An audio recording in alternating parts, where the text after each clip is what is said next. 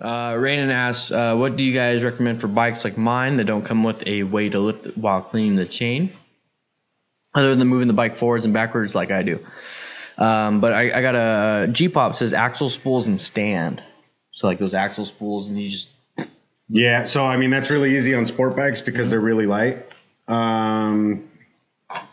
know what I mean? So she has an FZ07. Okay, so that might work. Yeah. If you get axle spools and just the stand that you put into the spool, and then all you're doing is putting your weight on it, and then it lifts the rear end up, then you're good to go.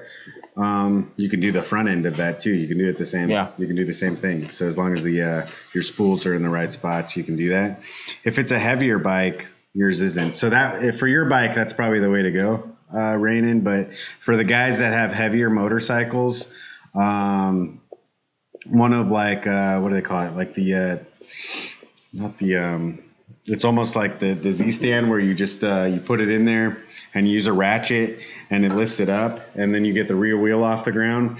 The problem with that is that you got to find something to strap it in because it'll be pretty unstable. But they make lifts. God, you could buy a lift at like Harbor Freight, just like a jack stand. That's what I did. I bought an ATV, and then you put it underneath there, and then you get the rear end off. And once the rear end is up off the ground, if it's stable enough, and it's typically stable enough on heavier bikes like your Sportster, then you can, as long as the bike's in neutral, you can just move the rear tire, and then. Yeah, I just recently did that. I got an ATV stand from Harbor Freight for like $89, and I lift my whole bike up with some straps. Yeah. That's basically it. Are you talking about the stand underneath the bike? Like, is because there's all fairing all the way back. So the spool thing is what will allow you to lift the rear end up and not worry about a jack stand underneath.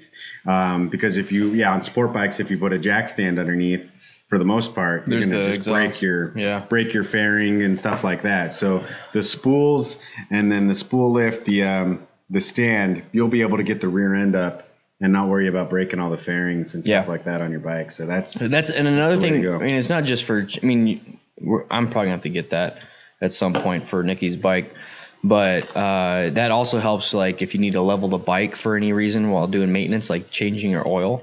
So when you put it on the spools, it's going to make the bike sit straight, not on the side stand.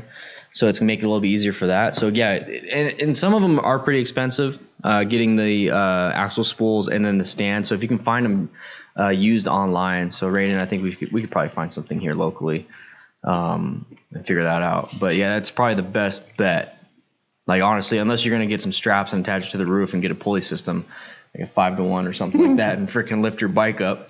That sounds like a lot of work. That's a lot of work. So the axle spools and stand is probably the way to go.